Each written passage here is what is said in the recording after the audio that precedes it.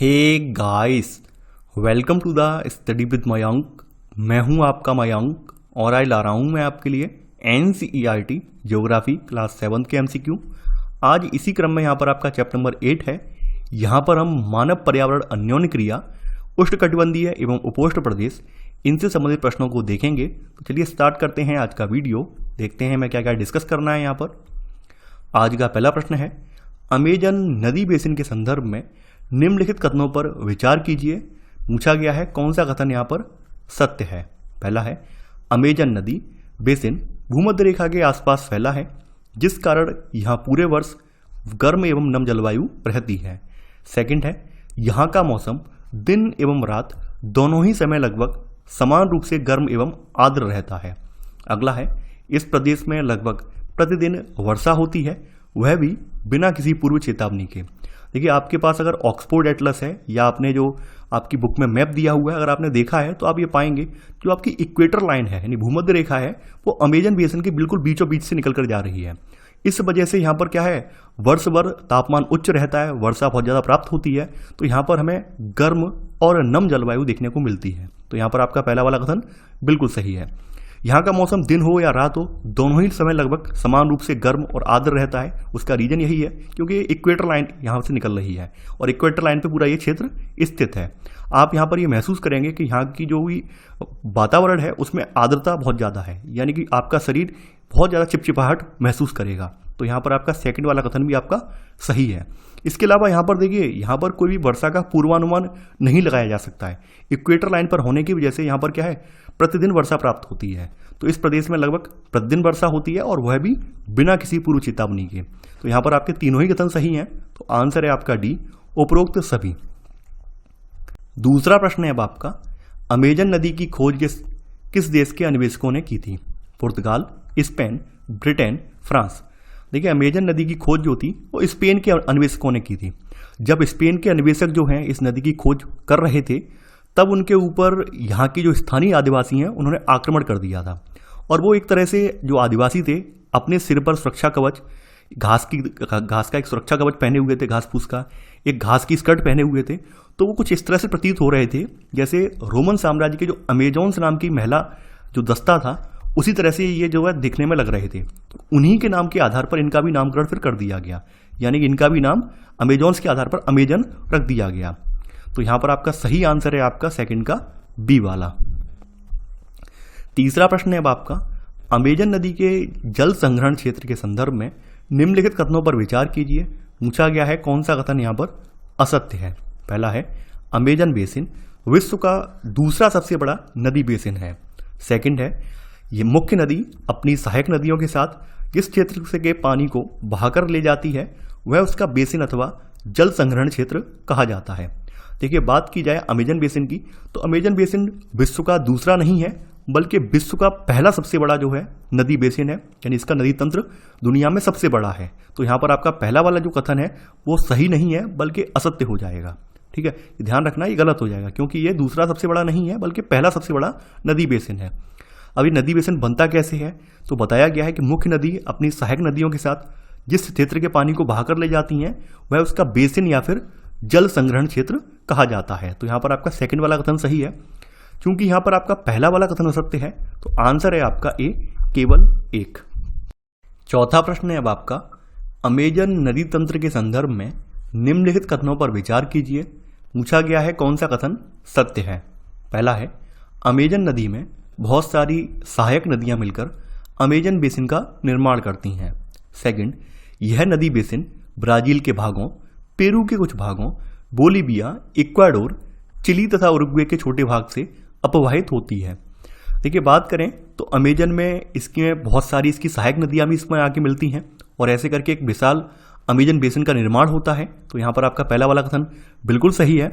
और देखिए, ये दूसरा वाला जो स्टेटमेंट है, ये स्टेटमेंट आपके PCS एग्जाम में आ चुका है। आपको ये पता होना चाहिए कि अमेजन बेसिन कहाँ तक फैला हुआ है, किन किन देशों में फैला हुआ है, और ये पूछा जा चुका है। आप देखिए, इसका जो मैप है अगर आप उसको ध्यान से देखें तो आप ये पाएंगे यहाँ पर ये बोलीविया आ जाता है, इसमें ब्राजील वाला पोर्शन आ जाता है, इधर पेरू आ जा रहा है, ऊपर इक्वाडोर, हल्का सा कोलंबिया में भी है, वेनेजुएला में भी है, गुआना है, आपकी सूरीनाम है, फिर फ्रेंच गुआना, इन सब में हल्का हल्का आ जा रहा है। लेकिन नीचे वाले जो पोर्शन है, जैसे चिली हुआ, उरुग्वे हुआ, पैराग्वे हुआ, अर्जेंटीना है, इनमें ये पोर्शन बिल्कुल नहीं जा रहा है, यानी कि अमेजन का जो बेसिन है वो इनमें बिल्कुल नहीं जा रहा है। तो आपको याद रखना है ये 4 देश जो हैं, चिली, अर्जेंटीना, पैराग्वे, उरुग्वे, इनमें अमेजन बेसिन नहीं है, जबकि आपके इसमें बताया गया है, चिली और उरुग्वे का नाम लिया गया है। तो उस हिसाब से आपका सेकंड वाला स्टेटमेंट गलत हो जाएगा। ये पूछा गया है प्रश्न, और मैं आपसे फिर से रिपीट कर रहा हूं, आप इसको ध्यान से एक बार फिर से मैप देख लेना और अच्छे से इसको लिख लेना कहीं। तो यहां पर आपका केवल पहला वाला सही है, तो आंसर है आपका ए, केवल एक बार मैं फिर से मैप दिखा दे रहा हूं आपको। 5वां प्रश्न है अब आपका, निम्न में से कितने अक्षांशों के मध्य के क्षेत्र को भूमध्य रेखीय प्रदेश कहते हैं? 20 डिग्री उत्तर से 20 डिग्री दक्षिण के मध्य के भाग को, 15 डिग्री उत्तर से 15 डिग्री दक्षिण के मध्य के भाग को, 10 डिग्री उत्तर से 10 डिग्री दक्षिण के मध्य के भाग को, या 23.5 डिग्री उत्तर से 23.5 डिग्री दक्षिण के मध्य के भाग को। देखिए 10 डिग्री उत्तर से लेकर 10 डिग्री दक्षिण के मध्य के भाग को जो है ये आपका भूमध्य रेखीय प्रदेश बोला जाता है। तो यहां पर आपका सही आंसर है आपका 5वें का सी।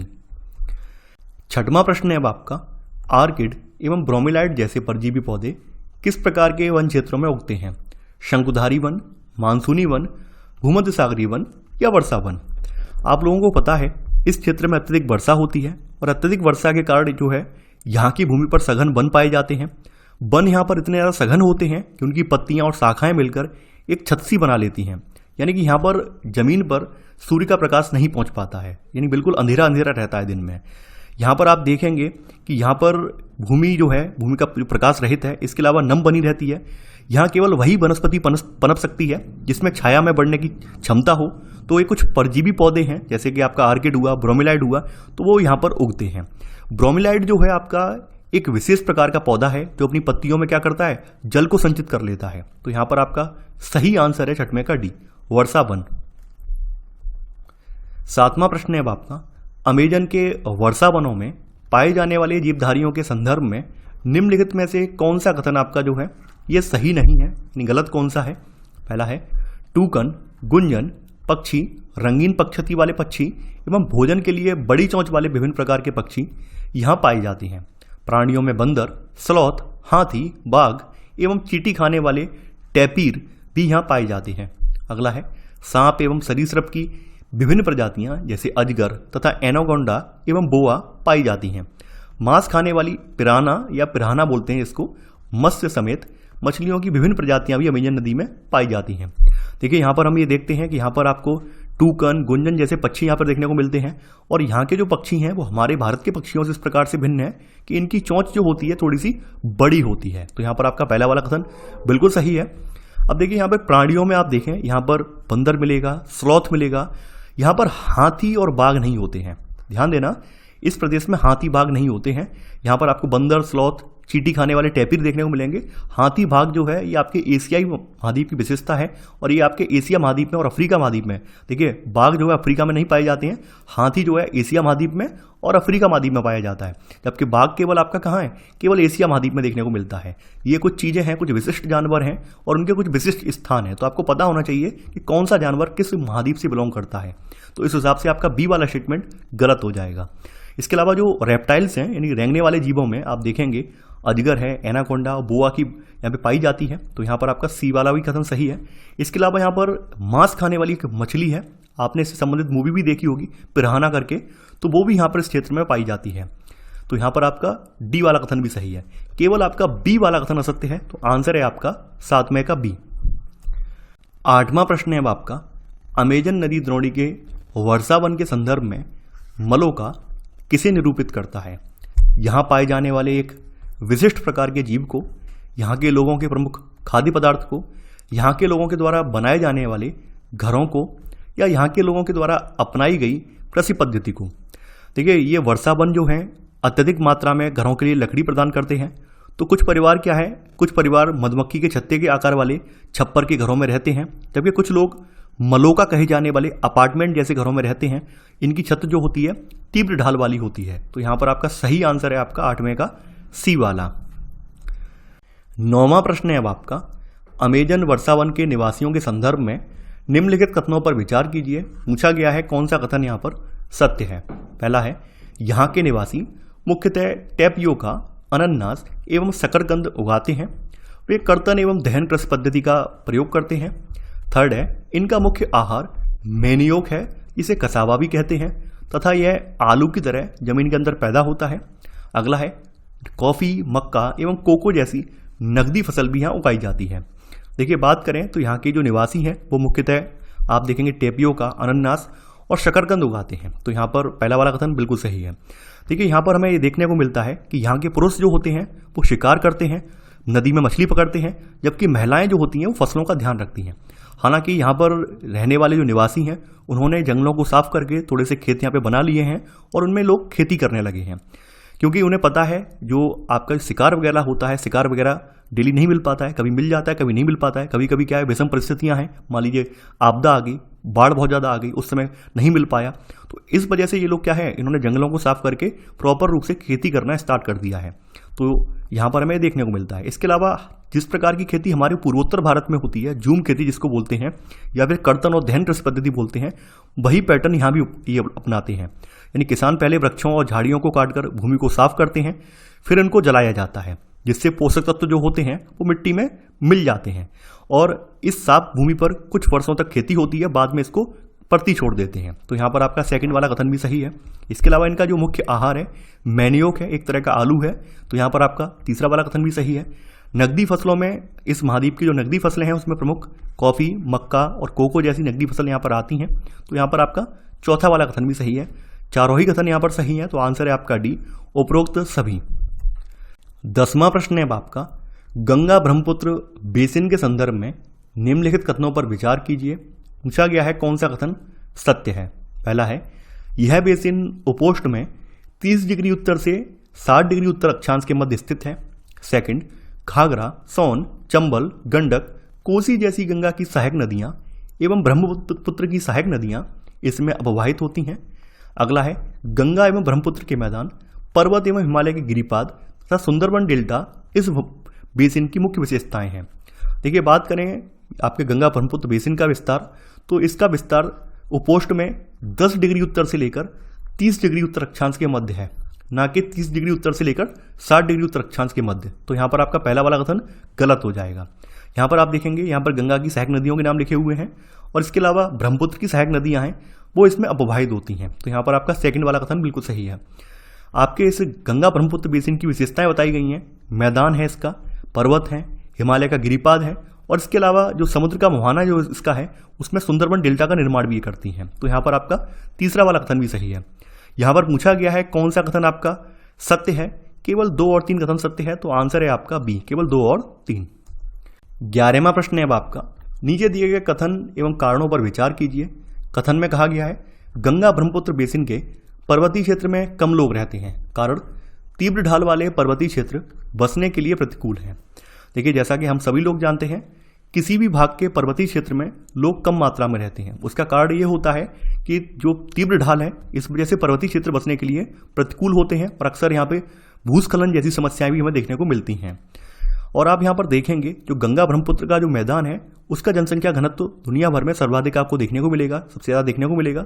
रीजन ये है कि गंगा ब्रह्मपुत्र का मैदान एक तो उपजाऊ है और उपजाऊ होने की वजह से लोगों ने खेती के साथ साथ और भी यहाँ पर जो क्रियाकलाप हैं, व्यवसायिक क्रियाकलाप हैं, वो वहाँ पर सर्वाधिक किए हैं। इस वजह से आप ये देखेंगे गंगा ब्रह्मपुत्र के मैदान में आपको जनसंख्या घनत्व अधिक देखने को मिलेगा। तो यहाँ पे कथन और कारण दोनों ही सही हैं, तो आंसर है आपका ए, यानी ए और आर दोनों सही हैं और आर ए का सही स्पष्टीकरण है। 12वां प्रश्न है अब आपका, गंगा ब्रह्मपुत्र बेसिन की फसलों के संदर्भ में निम्नलिखित कथनों पर विचार कीजिए। पूछा गया है कौन सा कथन सत्य है। पहला है, गेहूं यहाँ की मुख्य फसल है। यहाँ उगाई जाने वाली अन्य फसलें धान, मक्का, ज्वार, चना एवं बाजरा हैं। अगला है, गन्ना एवं जूट जैसी नकदी फसलें भी उगाई जाती हैं। पश्चिम बंगाल एवं असम में चाय के बागान मिलते हैं। अगला है, बिहार एवं असम के कुछ भागों में सिल्क के कीड़ों का संवर्धन कर सिल्क का उत्पादन किया जाता है।